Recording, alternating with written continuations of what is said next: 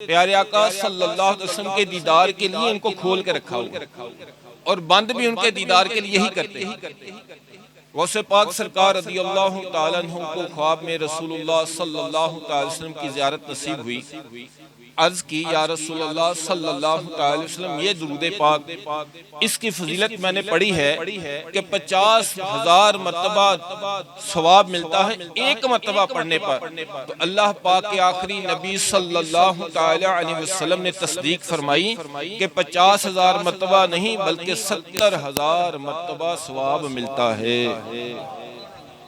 ایک درود پاک میں آپ کو بتاتا ہوں، صلی اللہ علی محمد، صلی اللہ علی محمد، میرے ساتھ مل کے پڑھیں، صلی اللہ علی محمد، صلی اللہ علی محمد، صلی اللہ علی محمد، صلی اللہ علی محمد، صلی اللہ علی محمد۔ جو یہ درود پاک پڑھتا ہے اس پر رحمت کے 70 دروازے کھولے جاتے ہیں۔ اپنے گھر سے مسجد تک جاتے ہوئے 2 منٹ 3 منٹ 4 منٹ لگتے ہیں، اور اگر تسبیح مسلمان کی جیب میں ہو اور اس سے درود پاک کی طرف توجہ ہو کہ اعلیٰ حضرت فرماتے ہیں جو نہ بھولا ہم غریبوں کو رضا، یاد اس کی اپنی عادت کیجئے۔ اللہ پاک کے آخری نبی صلی اللہ علیہ وسلم دنیا میں تشریف لائے تو ہمیں ہی یاد فرمایا۔ ایسے ہی ہے نا، یہی سنا ہم نے، جب تک دنیا میں جلوہ فرما رہے ہم سے پردہ نہیں کیا، ہمیں ہی یاد کیا، ہمارے لیے ہی غاروں میں جا کر روتے رہے، ہماری ہی دعائیں مغفرت کرتے رہے۔ جب قبر منور میں اتارا گیا تب بھی ہمیں ہی یاد فرما رہے تھے، اور آج بھی ہمیں ہی یاد کیا جا رہا ہے۔ اور قیامت کے دن ہماری اعمال کام نہیں آئیں گے، صحیح کہہ رہا ہوں، جیسے نعت خان نے پڑھا تھا نا ابھی، کیا اعمال کام آئیں گے کب؟ جنت میں جانے کے بعد درجات کی بلندی کے کام آئیں گے۔ رسول اللہ صلی اللہ علیہ وسلم کی شفاعت کے بغیر کوئی جنت میں نہیں جا سکتا۔ آپ سب سے پہلے شفاعت کا دروازہ کھولیں گے تو جنت میں جانا نصیب ہوگا، پھر حساب کتاب کا سلسلہ ہوگا۔ بڑی لمبی حدیث پاک ہے، اور قیامت کا دن حقیقت میں رسول اللہ صلی اللہ علیہ وسلم کی وہ عظمت و شان بیان کرنے کا دن ہے جو سب اس سے پہلے کبھی نہیں ہوئی ہوگی۔ تو میٹھے اور پیارے اسلامی بھائیوں، اعلیٰ حضرت نے درست فرمایا جو نہ بھولا ہم غریبوں کو رضا، یاد اس کی اپنی عادت کیجیے۔ ہمیں چاہیے چلتے پھرتے اٹھتے بیٹھتے نماز تو پڑھنی ہی پڑھنی ہے، ساتھ درود پاک ہمارا معمول ہو کہ میں نے درود پاک پڑھنا ہی پڑھنا ہے۔ 50 مرتبہ درود پاک جو روزانہ پڑھے اس سے فضیلت یہ ملتی ہے کہ رسول اللہ صلی اللہ علیہ وسلم قیامت کے دن اس سے ہاتھ ملائیں گے، اور جو 100 مرتبہ پڑھتا ہے اس کی دونوں آنکھوں کے درمیان لکھا جاتا ہے کہ یہ بندہ منافق سے بھی آزاد ہے، منافق نہیں ہوگا، جہنم سے بھی آزاد ہے، اور اسے قیامت کے دن شہیدوں کے ساتھ رکھا جاتا ہے۔ اور جو 500 مرتبہ پڑھتا ہے وہ کبھی محتاج ہی نہیں ہوگا، اور جو 1000 مرتبہ پڑھتا ہے وہ مرے گا نہیں جب تک جنت میں اپنی جگہ نہ دیکھے۔ میٹھے اور پیارے اسلامی بھائیو، قرب مصطفیٰ ہی اللہ پاک کا قرب پانے کا ذریعہ ہے، اور جس سے یہ پسند ہو کہ اللہ کی بارگاہ میں پیش ہوتے وقت اللہ پاک اس سے راضی ہو، اسے چاہیے کثرت سے درود پاک پڑھے، کم از کم کچھ نہ ہو 50 مرتبہ 100 مرتبہ تو میرا درود پاک پڑھنا لازمی ہونا چاہیے۔ کہ سارا دن کام کاج، کھانا پینا سونا سارے دھندے کیے، درود پاک نہیں پڑھا، میں کیسا امتی ہوں، کیسی میرے اندر یاد مصطفیٰ ہے، سارے کام کیے درود پاک نہیں پڑھا۔ آئیے نیت فرمائے کہ انشاءاللہ عزوجل ضرور بالضرور درود پاک پڑھا کروں۔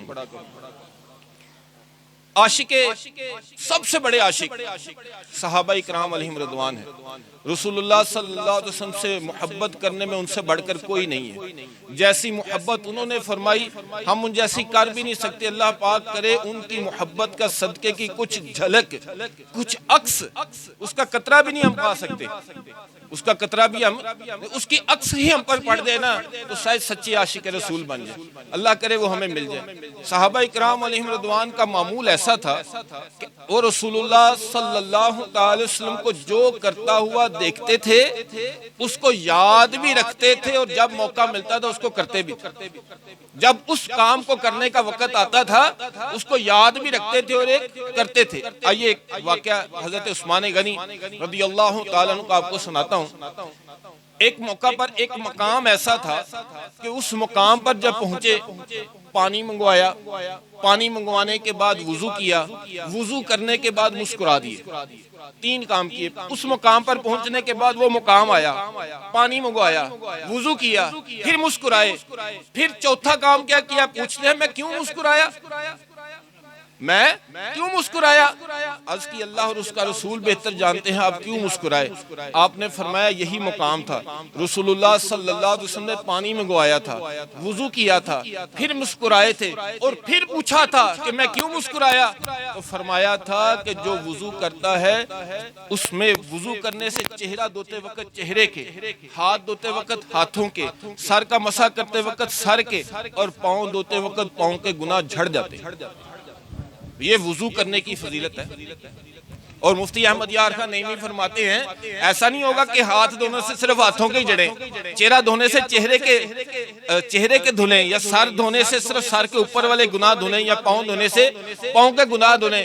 جو بسم اللہ والحمدللہ کہہ کے وضو کرے گا اس کا پورا جسم ہی پاک ہو جائے گا، سوچیں تک پاک ہو جاتی ہیں وضو کرنے سے، سوچ تک پاک کر دی جاتی ہے، دلوں کے گناہ مٹا دیے جاتے ہیں باوضو رہنے سے۔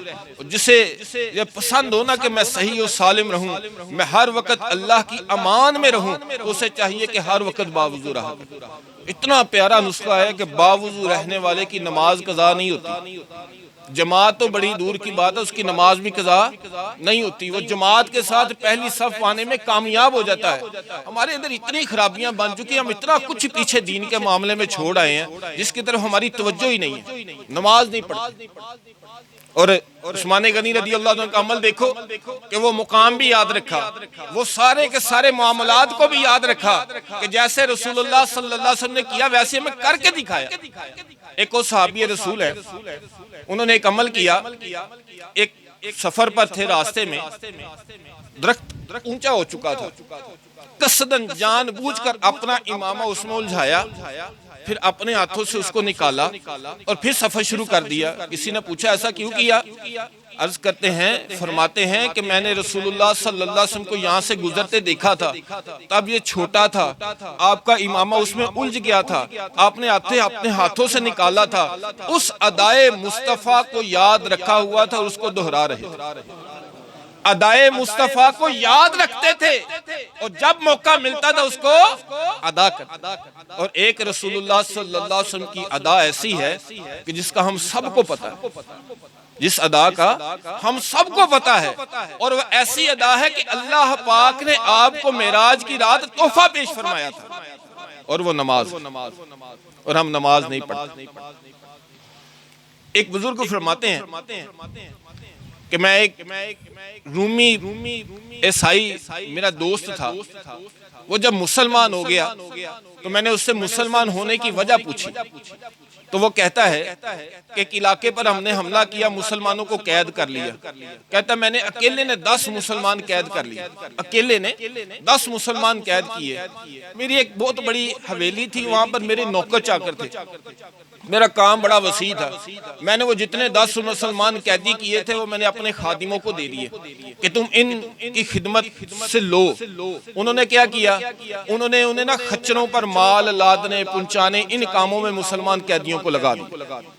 اب جو اس شخص کے خادم تھے نا جن کے تحت بندے دے دیے گئے تھے، ایک خادم کے پاس ایک ایسا قیدی تھا مسلمان کہ جب اس نے اس خادم پر توجہ کی نا تو کیا دیکھتا ہے، وہ روزانہ قیدی سے کچھ رقم لیتا ہے اور اس کو کھول دیتا ہے، وہ جا کر نماز پڑھتا ہے اور واپسی آ کر دوبارہ اس کو قید میں ڈال دیتا ہے، یعنی کہ ہتھ کڑیاں لگا دیتا ہے اور بیڑیاں ڈال دیتا ہے۔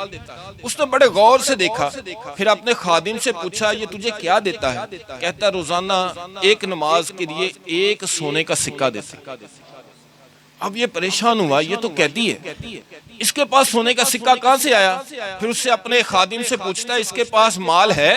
کہتا نہیں ہے، لیکن جب یہ نماز پڑھتا ہے، نماز پڑھنے کے بعد زمین پر ہاتھ مارتا ہے تو 1 سونے کا سکہ باہر نکل آتا ہے، یہ مجھے دے دیتا ہے۔ یہ نماز کی برکت۔ اب اس کو تجسس ہوا میں حقیقت جانوں ہے کیا، نماز کیا ہے۔